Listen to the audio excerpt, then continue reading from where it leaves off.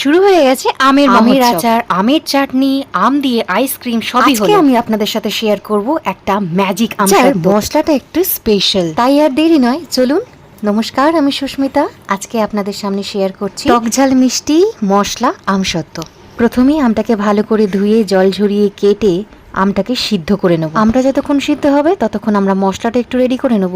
নেব 5 ফোড়ন আর শুকনো লঙ্কা। ঝালটা আপনারা কেমন নেবেন এবং আমের টক কতটা আছে সেই বুঝে আপনারা লঙ্কাটা ইউজ করতে পারেন। সিদ্ধ করা আমটাকে ফুটো থালায় ভালোভাবে ম্যাশ করে পাল্পটা বার করে নেব। এদিকে মশলাটাও রেডি। আমের টকটা ভালোভাবে লক্ষ্য করবেন, সেই বুঝে আপনারা চিনি ইউজ করতে পারেন বা গুড়, যা ইচ্ছা। পাকা আম হলে আপনার চিনি লাগবে না, কিন্তু যেহেতু একটা টক ঝাল মিষ্টি আমসত্ত্ব সেই জন্য এটা কাঁচা আম দিয়ে করছি, তাই একটু মিষ্টি এখানে অ্যাড করতে হবে। একটু হালকা লবণ দিয়ে দেবো। এরপর একটি পরিষ্কার থালায় একটু সর্ষের তেল ভালোভাবে মাখিয়ে নিয়ে তার উপর দিয়ে দেব রেডি করা এই পাল্পটা। পুরো থালায় সুন্দরভাবে এটাকে ছড়িয়ে দেওয়ার পর রোদে রেখে দেবো 2-3 দিন। যেহেতু আমার ঘরে একটি ছোট্ট পাখি আছে সেই জন্য একটি থালায় মশলাটা ছাড়াই দিলাম এবং নেক্সট যে থালাটা আমি আমসত্ত্বটা দেবো তাতে ওই ভাজা মশলাটা ভালোভাবে মিশিয়ে নিয়ে এইভাবে সর্ষের তেল থালায় মাখিয়ে দিয়ে দেবো মশলা আমসত্ত্ব। এটা একদিনের প্রসেস নয়, এই প্রসেসটা হতে 2-3 দিন সময় লাগবে। নেক্সট ডেও আমরা সেমভাবে আমটা সিদ্ধ করে ম্যাশ করে নিয়ে আমরা আরও একবার করে দেখুন থালায় তেল দিয়ে দ্বিতীয়বার পাল্পটা দিয়ে ভালোভাবে শুকিয়ে নেব।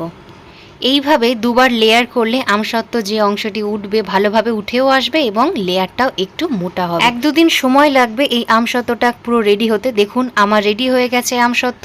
এইবার থালাটাকে সুন্দরভাবে কেটে নেব। সর্ষের তেল থালায় মাখিয়ে নেওয়ার ফলে আমসত্ত্বটা সুন্দরভাবে উঠে এসেছে এবং আমসত্ত্বটা কতটা ট্রান্সপারেন্ট হয়েছে একটু দেখুন।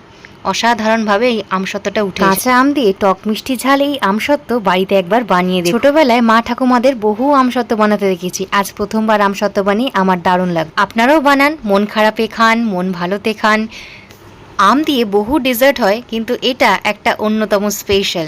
এটা আপনি রেখে খেতে পারেন আর এটাকে রৌদ্রে দিতে কিন্তু ভুলবেন না। মাঝে মধ্যেই দিনের বেলা রৌদ্রে দেবেন, তাহলে দেখবেন জিনিসটা বেশ অনেকদিন ভালো থাকবে। তাহলে আর দেরি কেন, বাজার থেকে আম নিয়ে আসুন, বানিয়ে ফেলুন সহজ এই মশলা আমসত্ত্ব রেসিপি। দেখা হবে পরের ভিডিওতে। আজকে এই পর্যন্ত। ভিডিওটি কেমন লাগলো অবশ্যই কমেন্ট করে জানাতে ভুলবেন না। ধন্যবাদ, দেখা হবে পরের ভিডিওতে।